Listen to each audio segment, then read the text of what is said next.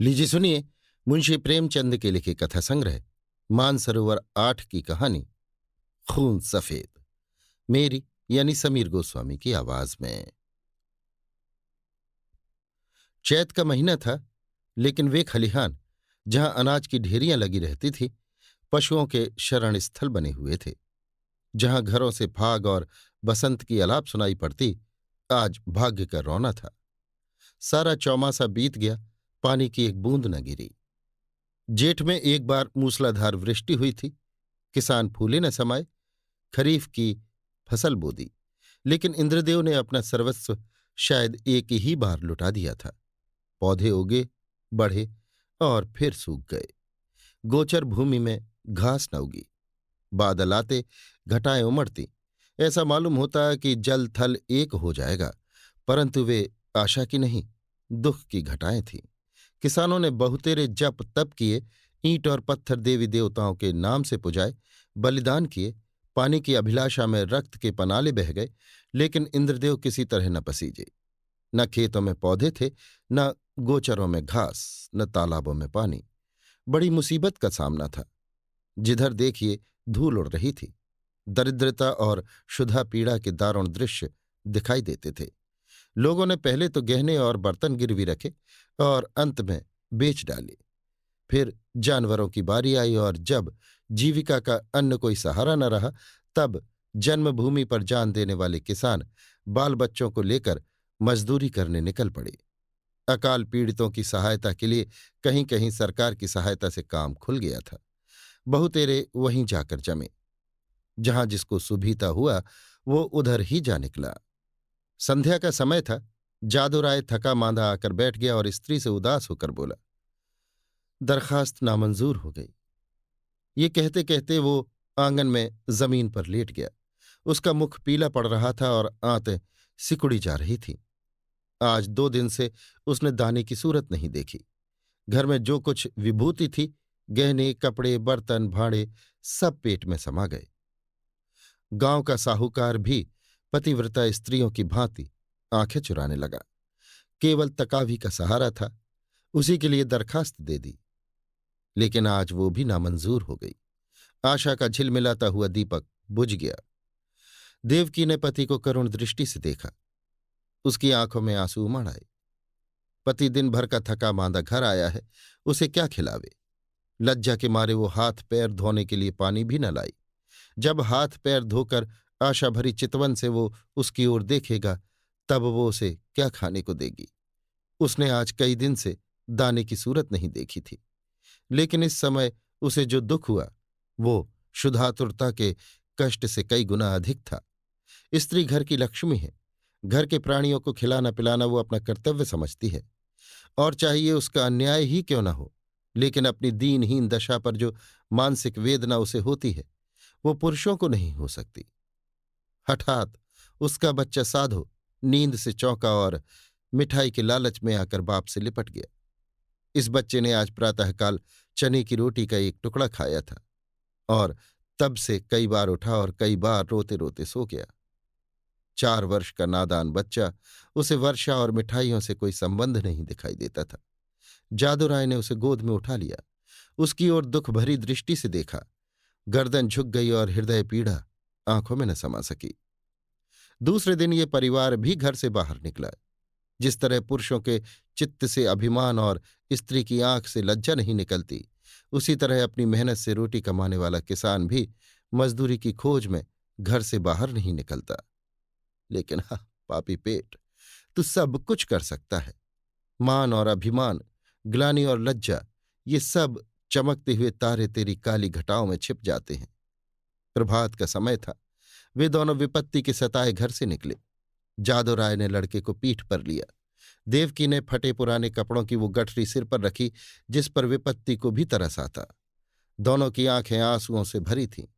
देवकी रोती थी, जादू राय चुपचाप था। गांव के 2 आदमियों से रास्ते में भेंट भी हुई, किंतु किसी ने इतना भी न पूछा कि कहाँ जाते हो। किसी के हृदय में सहानुभूति का वास न था। जब ये लोग लालगंज पहुंचे, उस समय सूर्य ठीक सिर पर था।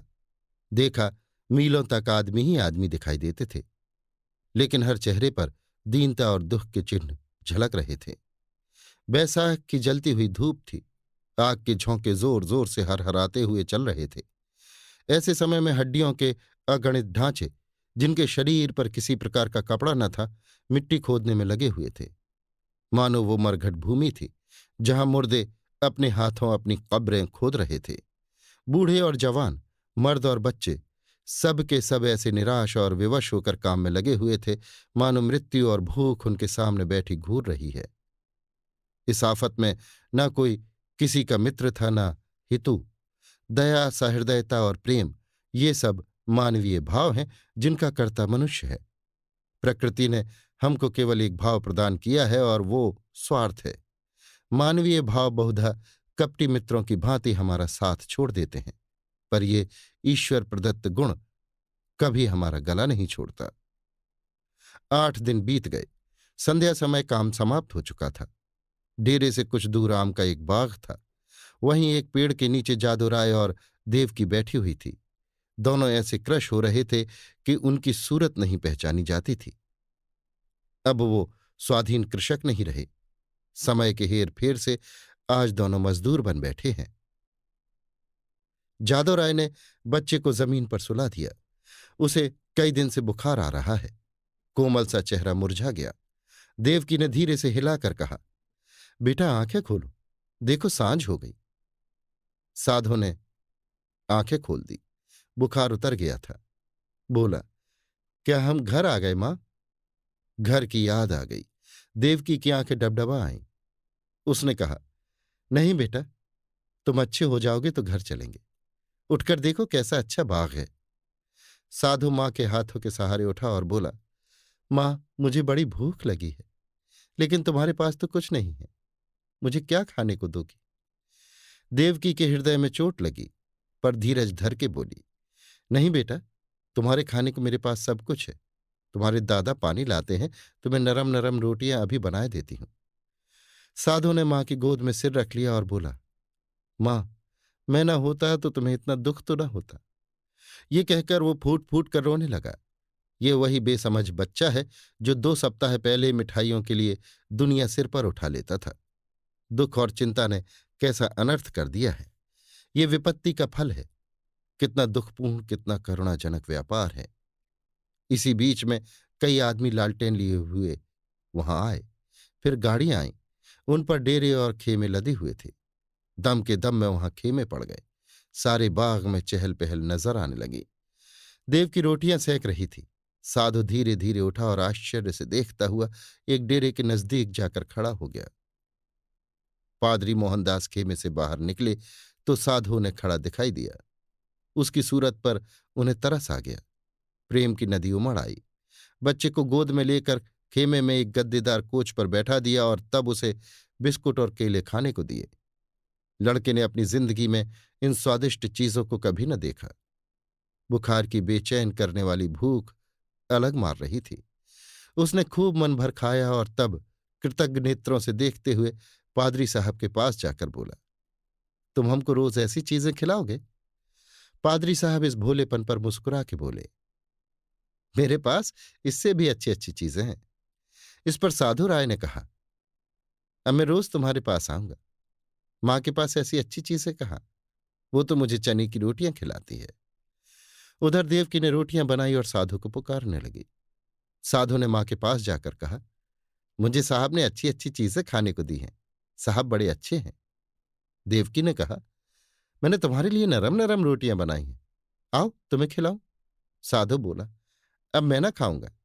साहब कहते थे कि मैं तुम्हें रोज अच्छी अच्छी चीजें खिलाऊंगा। मैं अब उनके साथ रहा करूंगा। मां ने समझा कि लड़का हंसी कर रहा है। उसे छाती से लगाकर बोली, क्यों बेटा, हमको भूल जाओगे? देखो मैं तुम्हें कितना प्यार करती हूं। साधु तुतला कर बोला, तुम तो मुझे रोज चने की रोटियां दिया करती हो। तुम्हारे पास तो कुछ नहीं है। साहब मुझे केले और आम खिलावेंगे। ये कहकर वो फिर खेमे की ओर भागा और रात को वहीं सो रहा। पादरी मोहनदास का पड़ाव वहां 3 दिन रहा। साधु दिन भर उन्हीं के पास रहता। साहब ने उसे मीठी दवाइयां दी। उसका बुखार जाता रहा। वो भोले भाले किसान ये देखकर साहब को आशीर्वाद देने लगे। लड़का भला चंगा हो गया और आराम से है। साहब को परमात्मा सुखी रखे। उन्होंने बच्चे की जान रख ली। चौथे दिन रात को ही वहां से पादरी साहब ने कूच किया। सुबह को जब देवकी उठी तो साधु का वहां पता न था। उसने समझा कहीं टपके ढूंढने गया होगा, किंतु थोड़ी देर देखकर उसने जादूराय से कहा, लल्लू यहां नहीं है।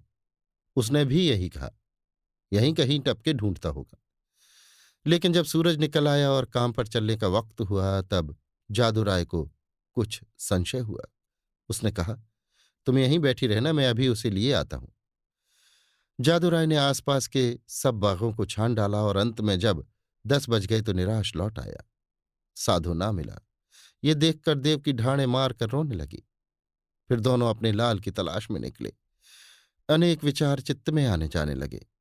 देवकी को पूरा विश्वास था कि साहब ने उस पर कोई मंत्र डालकर वश में कर लिया, लेकिन जादू को इस कल्पना के मान लेने में कुछ संदेह था। बच्चा इतनी दूर अनजान रास्ते पर अकेले नहीं जा सकता। फिर दोनों गाड़ी के पहियों और घोड़ों की टापों के निशान देखते चले जाते थे, यहां तक कि वे एक सड़क पर जा पहुंचे। वहां गाड़ी के बहुत निशान थे। उस विशेष लीक की पहचान न हो सकती थी। घोड़े के टाप भी एक झाड़ी की तरफ जाकर गायब हो गए। आशा का सहारा टूट गया। दोपहर हो गई थी। दोनों धूप के मारे बेचैन और निराश से पागल हो रहे थे। वहीं एक वृक्ष की छाया में बैठ गए। देव की विलाप करने लगी। जादूराय ने उसे समझाना शुरू किया। जब जरा धूप की तेजी कम हुई तो दोनों फिर आगे चले, किंतु अब आशा की जगह निराशा साथ थी। घोड़े की टापों के साथ उम्मीद का धुंधला निशान गायब हो गया था। शाम हो गई। इधर उधर गायों बैलों के झुंड निर्जीव से पड़े दिखाई देते थे। ये दोनों दुखिया हिम्मत हार कर एक पेड़ के नीचे टिक रहे। उसी वृक्ष पर मैने का एक जोड़ा बसेरा लिए था। उनका नन्हा सा शावक आज ही एक शिकारी के चंगुल में फंस गया था। दोनों दिन भर उसे खोजते फिरे। इस समय निराश होकर बैठ रहे। देवकी और जादू को अभी तक आशा की झलक दिखाई देती थी, इसलिए वे बेचैन थे। 3 दिन तक ये दोनों अपने खोए हुए लाल की तलाश करते रहे। दाने से भेंट नहीं, प्यास से बेचैन होते तो 2-4 घूंट पानी गले के नीचे उतार लेते। आशा की जगह निराशा का सहारा था। दुख और करुणा के सिवा और कोई वस्तु नहीं। किसी बच्चे के पैरों के निशान देखते तो उनके दिलों में आशा तथा भय की लहरें उठने लगती थी, लेकिन प्रत्येक पग उन्हें अभीष्ट स्थान से दूर लिए जाता था। इस घटना को 14 वर्ष बीत गए। इन 14 वर्षों में सारी काया पलट गई। चारों ओर रामराज्य दिखाई देने लगा। इंद्रदेव ने कभी उस तरह अपनी निर्दयता न दिखाई और न जमीन ने ही। उमड़ी हुई नदियों की तरह अनाज से ढेकियां भर चली। उजड़े हुए गांव बस गए। मजदूर किसान बन बैठे और किसान जायदाद की तलाश में नजरें दौड़ाने लगे। वही चैत के दिन थे। खलिहानों में अनाज के पहाड़ खड़े थे। भाट और भिखमंगे किसानों की बढ़ती के तराने गा रहे थे। सुनारों के दरवाजे पर सारे दिन और आधी रात तक गाहकों का जमघट बना रहता था। दर्जी को सिर उठाने की फुर्सत न थी। इधर उधर दरवाजों पर घोड़े हिनहिना रहे थे। देवी के पुजारियों को अजीर्ण हो रहा था। जादूराय के दिन भी फिरे। उसके घर पर छप्पर की जगह खपरेल हो गया। दरवाजे पर अच्छी बैलों की जोड़ी बंधी हुई थी। वो अब अपनी बहली पर सवार होकर बाजार जाया करता है। उसका बदन अब उतना सुडौल नहीं है। पेट पर इस सुदशा का विशेष प्रभाव पड़ा है और बाल भी सफेद हो चले हैं। देवकी की गिनती भी गांव की बूढ़ी औरतों में होने लगी है। व्यवहारिक बातों में उसकी बड़ी पूछ हुआ करती है। जब वो किसी पड़ोसिन के घर जाती है तो वहां की बहुएं भय के मारे थरथराने लगती हैं। उसके कटुवाक तीव्र आलोचना की सारे गांव में धाक बंधी हुई है। महीन कपड़े अब उसे अच्छे नहीं लगते, लेकिन गहनों के बारे में वो इतनी उदासीन नहीं है। उनके जीवन का दूसरा भाग इससे कम उज्ज्वल नहीं। उनकी 2 संतान हैं। लड़का माधो सिंह अब खेतीबाड़ी के काम में बाप की मदद करता है। लड़की का नाम शिवगौरी है। वो भी मां को चक्की पीसने में सहायता दिया करती है और खूब गाती है। बर्तन धोना उसे पसंद नहीं, लेकिन चौका लगाने में निपुण है। गुड़ियों के ब्याह करने से उसका जी कभी नहीं भरता। आए दिन गुड़ियों के विवाह होते रहते हैं। हाँ, इनमें किफायत का पूरा ध्यान रहता है। खोए हुए साधु की याद अभी तक बाकी है। उसकी चर्चा नित्य हुआ करती है और कभी बिना रुलाए नहीं रहती। देव की कभी कभी सारे दिन उस लाड़ले बेटे की सुध में अधीर रहा करती है। सांझ हो गई थी। बैल दिन भर के थके बांधे सिर झुकाए चले आते थे। पुजारी ने ठाकुर द्वारे में घंटा बजाना शुरू किया। आजकल फसल के दिन है, रोज पूजा होती है। जादू राय खाट पर बैठे नारियल पी रहे थे। शिव गौरी रास्ते में खड़ी उन बैलों को कोस रही थी जो उसके भूमिस्थ विशाल भवन का निरादर करके उसे रौंदते चले जाते थे। घड़ियाल और घंटे की आवाज सुनते ही जादू राय भगवान का चरणामृत लेने के लिए उठे ही थे कि अकस्मात एक नवयुवक दिखाई पड़ा, जो भूंकते हुए कुत्तों को दुत्कारता बाइसिकल को आगे बढ़ाता हुआ चला आ रहा था। उसने उनके चरणों पर अपना सिर रख दिया। जादू राय ने गौर से देखा और तब दोनों एक दूसरे से लिपट गए। माधो भौचक होकर बाइसिकल को देखने लगा। शिवगौरी रोती हुई घर में भागी और देवकी से बोली, दादा को साहब ने पकड़ लिया है। देवकी घबराई हुई बाहर आई। साधो उसे देखते ही उसके पैरों पर गिर पड़ा। देवकी लड़के को छाती से लगाकर रोने लगी। गांव के कई मर्द, औरतें और बच्चे सब जमा हो गए। मेला सा लग गया। साधो ने अपने माता पिता से कहा, मुझा भागे से जो कुछ अपराध हुआ हो उसे क्षमा कीजिए। मैंने अपनी नादानी से स्वयं बहुत कष्ट उठाए और आप लोगों को भी दुख दिया, लेकिन अब मुझे अपनी गोद में लीजिए। देवकी ने रोकर कहा, जब तुम हमको छोड़कर भागे थे तो हम लोग तुम्हें 3 दिन तक बेदाना पानी के ढूंढते रहे, पर जब निराश हो गए तब अपने भाग्य को रोकर बैठ रहे। तब से आज तक कोई ऐसा दिन न गया होगा कि तुम्हारी सुधि ना आई हो। रोते रोते एक युग बीत गया, अब तुमने खबर ली है। बताओ बेटा, उस दिन तुम कैसे भागे और कहाँ जाकर रहे? साधु ने लज्जित होकर उत्तर दिया, माताजी अपना हाल क्या कहूं। मैं पहर रात रहे आपके पास से उठकर भागा। पादरी साहब के पड़ाव का पता शाम ही को पूछ लिया था। बस पूछता हुआ दोपहर को उनके पास पहुंच गया। साहब ने मुझे पहले समझाया कि अपने घर लौट जाओ, लेकिन जब मैं किसी तरह राजी न हुआ तो उन्होंने मुझे पूना भेज दिया। मेरी तरह वहां सैकड़ों लड़के थे। वहां बिस्कुट और नारंगियों का भला क्या जिक्र। जब मुझे आप लोगों की याद आती मैं अक्सर रोया करता, मगर बचपन की उम्र थी। धीरे धीरे उन्हीं लोगों से हिल मिल गया। हाँ, जब से कुछ होश हुआ और अपना पराया समझने लगा हूं, तब से अपनी नादानी पर हाथ मलता रहा हूं। रात दिन आप लोगों की रट लगी हुई थी। आज आप लोगों के आशीर्वाद से ये शुभ दिन देखने को मिला। दूसरों में बहुत दिन काटे, बहुत दिन तक अनाथ रहा। अब मुझे अपनी सेवा में रखिए, मुझे अपनी गोद में लीजिए। मैं प्रेम का भूखा हूं। बरसों से मुझे जो सौभाग्य नहीं मिला वो अब दीजिए। गांव के बहुत से बूढ़े जमा थे। उनमें से जगत सिंह बोले, तो क्यों बेटा, तुम इतने दिनों तक पादरियों के साथ रहे, उन्होंने तुमको भी पादरी बना लिया होगा? साधु सिंह ने सिर झुकाकर कहा, जी हां, ये तो उनका दस्तूर ही है। जगत सिंह ने जादू राय की तरफ देखकर कहा, यह बड़ी कठिन बात है। साधु बोला, बिरादरी मुझे जो प्रायश्चित बतलावेगी मैं उसे करूंगा। मुझसे जो कुछ बिरादरी का अपराध हुआ है नादानी से हुआ है, लेकिन मैं उसका दंड भोगने के लिए तैयार हूं। जगत सिंह ने फिर जादू राय की तरफ कनखियों से देखा और गंभीरता से बोले, हिंदू धर्म में ऐसा कभी नहीं हुआ है। यो तुम्हारे माँ बाप तुम्हें अपने घर में रख लें, तुम उनके लड़के हो, मगर बिरादरी कभी इस काम में शरीक न होगी। बोलो जादू राय, क्या कहते हो? कुछ तुम्हारे मन की भी तो सुन लें। जादू राय बड़ी दुविधा में था। एक ओर तो अपने प्यारे बेटे की प्रीत थी, दूसरी ओर बिरादरी का भय मारे डालता था। जिस लड़के के लिए रोते रोते आंखें फूट गई, आज वही सामने खड़ा, आंखों में आंसू भरे कहता है, पिताजी मुझे अपनी गोद में लीजिए, और मैं पत्थर की तरह अचल खड़ा हूं। शोक, इन निर्दयी भाइयों को किस तरह समझाऊं, क्या करूं क्या ना करूं। लेकिन मां की ममता उमड़ आई। देवकी से न रहा गया। उसने अधीर होकर कहा, मैं अपने लाल को अपने घर रखूंगी और कलेजे से लगाऊंगी। इतने दिनों के बाद मैंने उसे पाया है, अब उसे नहीं छोड़ सकती। जगत सिंह रुष्ट होकर बोले, चाहे बिरादरी छूट ही क्यों न जाए। देवकी ने भी गर्म होकर जवाब दिया, हां, चाहे बिरादरी छूट ही जाए। लड़के बालों के लिए ही आदमी आड़ पकड़ता है, जब लड़का ही न रहा तो भला बिरादरी किस काम आवेगी। इस पर कई ठाकुर लाल लाल आंखें निकाल कर बोले, ठाकुरायन, बिरादरी की तो तुम खूब मर्यादा करती हो। लड़का चाहे किसी रास्ते पर जाए, लेकिन बिरादरी चूं तक न करे। ऐसी बिरादरी कहीं और होगी? हम साफ साफ कह देते हैं कि अगर ये लड़का तुम्हारे घर में रहा तो बिरादरी भी बता देगी कि वो क्या कर सकती है। जगत सिंह कभी कभी जादू राय से रुपए उधार लिया करते थे। मधुर स्वर से बोले, भाभी, बिरादरी थोड़ी कहती है कि तुम लड़के को घर से निकाल दो। लड़का इतने दिनों बाद घर आया है, हमारे सिर आंखों पर रहे।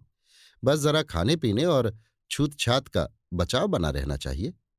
बोलो जादू भाई, अब बिरादरी को कहां तक दबाना चाहते हो?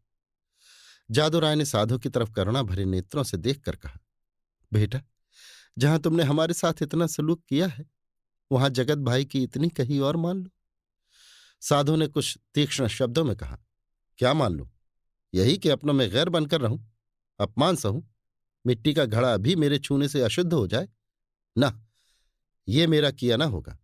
मैं इतना निर्लज्ज नहीं हूं। जादूराय को पुत्र की ये कठोरता प्रिय मालूम हुई। वे चाहते थे कि इस वक्त बिरादरी के लोग जमा हैं, उनके सामने किसी तरह समझौता हो जाए। फिर कौन देखता है कि हम उसे किस तरह रखते हैं। चिढ़कर बोले, इतनी बात तो तुम्हें माननी ही पड़ेगी। साधुराय इस रहस्य को न समझ सका। बाप की इस बात में उसे निष्ठुरता की झलक दिखाई पड़ी। बोला, आपका लड़का हूं, आपके लड़के की तरह रहूंगा। आपके प्रेम और भक्ति की प्रेरणा मुझे यहां तक लाई है। मैं अपने घर में रहने आया हूं। अगर ये नहीं है तो मेरे लिए इसके सिवा और कोई उपाय नहीं है कि जितनी जल्दी हो सके यहां से भाग जाऊं। जिनका खून सफेद है उनके बीच में रहना व्यर्थ है। देवकी ने रोकर कहा, लल्लू, मैं तुम्हें अब न जाने दूंगी। साधु की आंखें भर आईं पर मुस्कुरा कर बोला, मैं तो तेरी थाली में खाऊंगा। देवकी ने उसे ममता और प्रेम की दृष्टि से देखकर कहा, मैंने तो तुझे छाती से दूध पिलाया है, तू मेरी थाली में खाएगा तो क्या? मेरा बेटा ही तो है, कोई और तो नहीं हो गया। साधु इन बातों को सुनकर मतवाला हो गया। इनमें कितना स्नेह, कितना अपनापन था। बोला, मां, आया तो मैं इस इरादे से था कि अब कहीं न जाऊंगा, लेकिन बिरादरी ने मेरे कारण यदि तुम्हें जातिच्युत कर दिया तो मुझसे न सहा जाएगा। मुझसे इन गवारों का कोरा अभिमान न देखा जाएगा। इसलिए इस वक्त मुझे जाने दो। जब मुझे अवसर मिला करेगा तुम्हें देख जाया करूंगा। तुम्हारा प्रेम मेरे चित्त से नहीं जा सकता, लेकिन यह असंभव है कि मैं इस घर में रहूं और अलग खाना खाऊं, अलग बैठूं।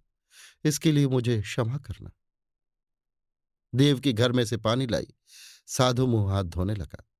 शिवा गौरी ने मां का इशारा पाया तो डरते डरते साधु के पास गई। माधो ने आदरपूर्वक दंडवत की। साधु ने पहले उन दोनों को आश्चर्य से देखा, फिर अपनी मां को मुस्कुराते देखकर समझ गया। दोनों को छाती से लगा लिया और तीनों भाई बहन प्रेम से हंसने खेलने लगे। मां खड़ी ये दृश्य देखती थी और उमंग से फूली न समाती थी।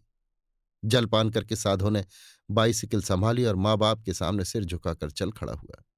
वहीं जहां से तंग होकर आया था, उसी क्षेत्र में जहां कोई अपना न था। देवकी फूट फूट कर रो रही थी और जादू राय आंखों में आंसू भरे, हृदय में एक ऐंठन सी अनुभव करता हुआ सोचता था, हाय मेरे लाल, तू मुझसे अलग हुआ जाता है। ऐसा योग्य और होनहार लड़का हाथ से निकला जाता है, और केवल इसलिए कि अब हमारा खून सफेद हो गया है। अभी आप सुन रहे थे मुंशी प्रेमचंद के लिखे कथा संग्रह मानसरोवर 8 की कहानी खून सफेद, मेरी यानी समीर गोस्वामी की आवाज में।